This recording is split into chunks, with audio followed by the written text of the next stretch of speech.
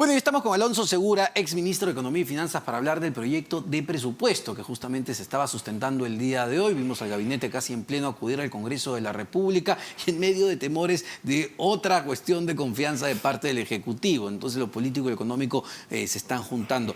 Alonso, ¿cómo estás? Ante todo, buenas noches. Buenas noches, Omar. Gracias por la invitación. Hay varios puntos. No sé si quizá es una de las discusiones para aprobar un proyecto de presupuesto más polémicas que se hayan dado en los últimos años, porque desde el MEF se estaba criticando y cuestionando, incluso lo ha hecho el ministro Curburneo en una columna en La República hace unos días, que se están dando como 500 cambios normativos que inflarían el proyecto de presupuesto en más de 17.000 millones de soles. ¿Se está actuando responsablemente en este debate? Mira, de lo transmitido por el Ministerio de Economía, ahora están discutiéndolo en el Pleno del Congreso, han sentado los ministros y ahora la discusión de congresistas, pareciera que no.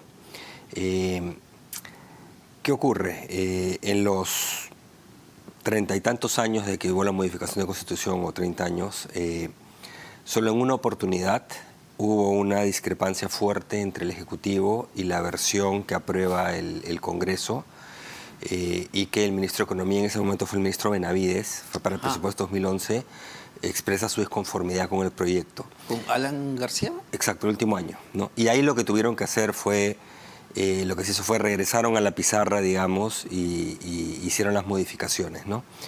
Y después siempre hemos tenido diferencias, se ha trabajado de manera conjunta, siempre los congresistas quieren meter todo tipo de iniciativas, pero se explica por qué algunas no son viables, la mayoría no lo son, en algunos casos por naturaleza lo que quieren, en otros casos porque no hay fondos, y al final se llega a un consenso donde generalmente prima la posición en temas importantes del MEF, ¿no? Por algo es parte del Ejecutivo, es el encargado de manejar la hacienda pública constitucionalmente, ¿no? Y es verdad que hay un punto incluso de negociación que fue hecho público, en su momento tú lo recordarás con Kenji Fujimori, y luego antes de irse la exministra María Antonieta Alba incluso publica los proyectos que estaban buscando los congresistas.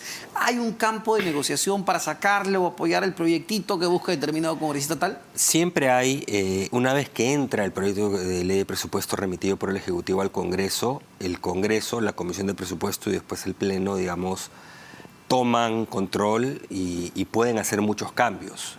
Lo que no se ha estilado es que hagan muchos cambios, proponen un montón, pero el Ministerio de Economía explica por qué A, B, C, D, E no son viables, no hay plata, no corresponde, etcétera, etcétera, ¿no? Y normalmente ha primado la sensatez. El riesgo ahora es que no prime la sensatez porque aparentemente el Congreso, dicho sea de paso, normalmente los ejecutivos, eso se rompió con el quinquenio previo, los ejecutivos tenían control de la Comisión de Presupuesto, o sea, el presidente de la Comisión de Presupuesto era el partido de gobierno, ¿no? Lo cual facilitaba que hubiera una comunicación, digamos, fluida, ¿no?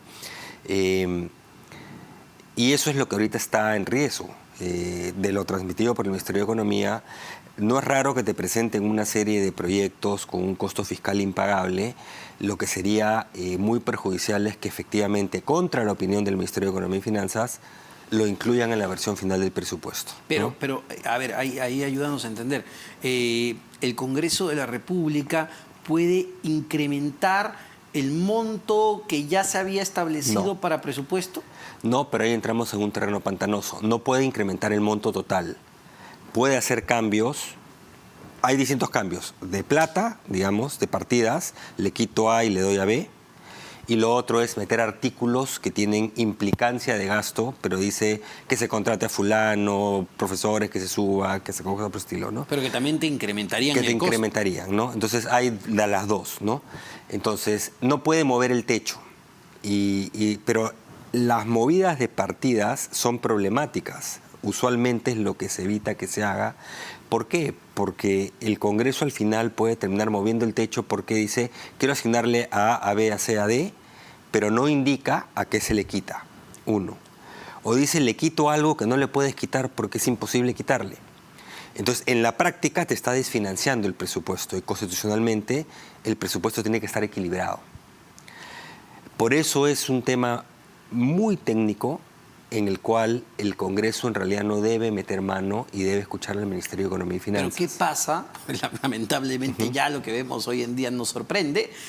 ¿Qué pasa si aprueban pues un proyecto diciendo no, la justicia social hay que darle a tal y para tales obras también hay?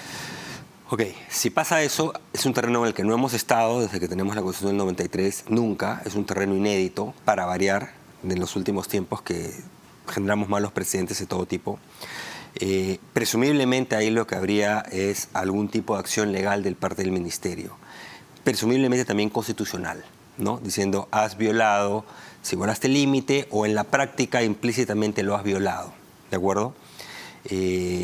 Ahí entramos en otro problema, que ese Tribunal Constitucional ha sacado 2 fallos en materia económica tremendamente, ni siquiera voy a decir controversiales, son sin ningún sentido, pero que son tremendamente dañinos. Uno sobre el sistema privado de pensiones, pero el otro sobre gasto público, iniciativa de gasto del Congreso. Claro, Diciendo, uno entendía leyendo la Constitución que el Congreso no tiene iniciativa tiene. de gasto, no puede aprobar proyectos dice, que no generen tiene. gasto. No dice no tiene este año y no los tiene. No tiene. Y ellos dicen, no tiene este año, pero comenzó el primero y no el siguiente año, ahí no hay problema. O sea, por eso digo, es un Tribunal Constitucional que ha demostrado ya en 2 oportunidades que no comprende absolutamente nada de materia económica de la parte constitucional aplicada al tema económico.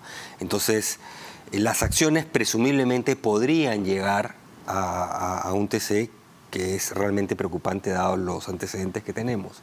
Entonces esperemos que no se llegue a eso, pero yo creo que acá hay que poner paños fríos. El Congreso debería entender de que, y ojo, para los que escuchan de repente dicen, es que el Congreso, el Ejecutivo es irresponsable. En este caso, no. O sea, en este caso lo que está haciendo el Congreso es metiendo partidas de gasto. Para ir al tema puntual de lo que está pidiendo, quizás los términos son complejos.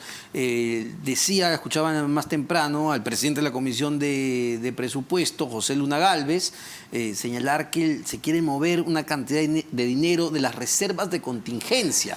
Y según el MEF, estaríamos hablando de más de 1.161 millones de soles. Sí, 1.164 millones. El problema es que esa reserva de contingencia, a ver, primero hay una parte de la reserva que está blindada por ley para temas de desastres, etcétera, es el 1% de los recursos ordinarios. Es decir, un fenómeno del Niño, una pandemia, como hemos vivido. Como hemos vivido, una parte está ahí. Pero hay otras partidas, lo que pasa es que en el presupuesto, cuando tú formulas el presupuesto, que lo formulas ahora para el siguiente año, hay ciertas partidas que tú ya tienes detalladas cuál es el monto, a quién se lo vas a dar, cómo, cuándo, entonces lo puedes poner en artículos y decir esto va para ti, para ti, para ti. Pero hay otros que tú sabes que se tienen que pagar, pero no sabes cuál es el monto exacto o las condiciones exactas que se va a dar. Entonces, es como un concepto financiero de provisionamiento. Se ponen en la reserva, pero tú ya sabes un monto determinado que van a ir hacia estas partidas, digamos, ¿no? Entonces la reserva está, salvo este 1%, prácticamente toda comprometida. Entonces lo que está diciéndote el Congreso es agarré la reserva como si fuera toda plata libre. No es un guardadito. No es un guardadito. No es un guardadito. Es, bueno, yo voy a tener gastos de todas maneras, pero aún no tengo el detalle de cuánto va a ser. Exacto. Básicamente en simple es eso. Pero sabes que, sea que tengo que pagar pensiones, sea que tengo que darle plata a la ONP o cosas por el estilo, ¿no?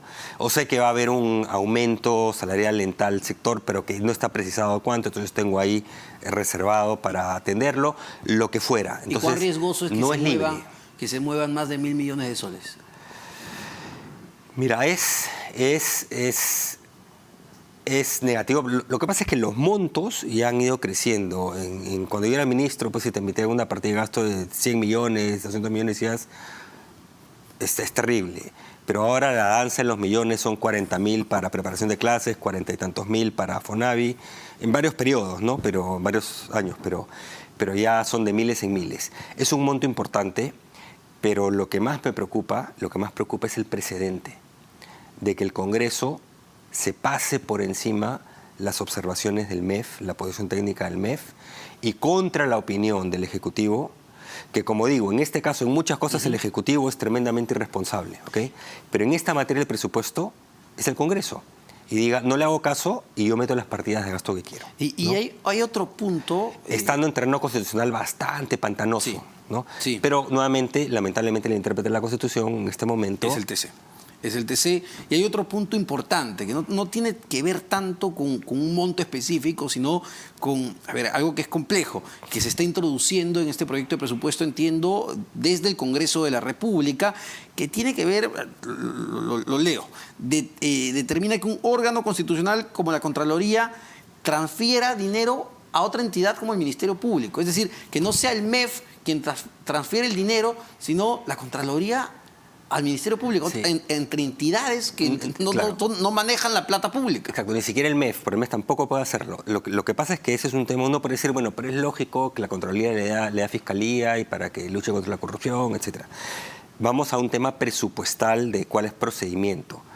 Tú asignas las partidas y después no puede haber estas transferencias entre entidades.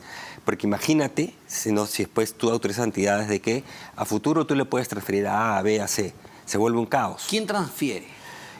Se pone en norma, en ley, pero acá lo que quieres es en la ley facultar para que el futuro transfiera a su voluntad. No, tú lo que tienes que hacer es decir, ok, si tú quieres que de la plata de Contraloría 100 millones sean para Fiscalía, ponlo en la ley y di 100 millones menos acá, 100 millones más acá.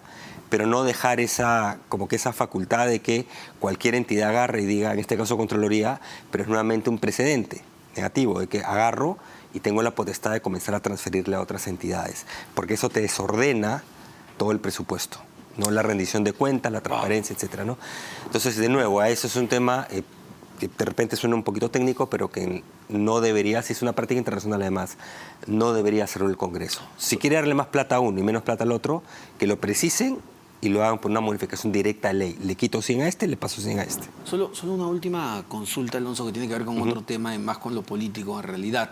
Estas cuestiones de confianza, estas amenazas, o volver a hablar de cierres del Congreso, volver a hablar de vacancias, están generando un ruido tan intenso que afecta las inversiones, el crecimiento. Sí, claro.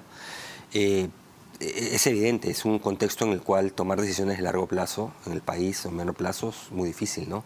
Pero tiene efectos. El cambio de perspectiva de Fitch, de la clasificadora de riesgo a Perú, te cita directamente como las razones no son económicas, te dice es la inestabilidad política y la incapacidad de gestión del gobierno. Te lo dice directo, en la primera línea del, ¿no?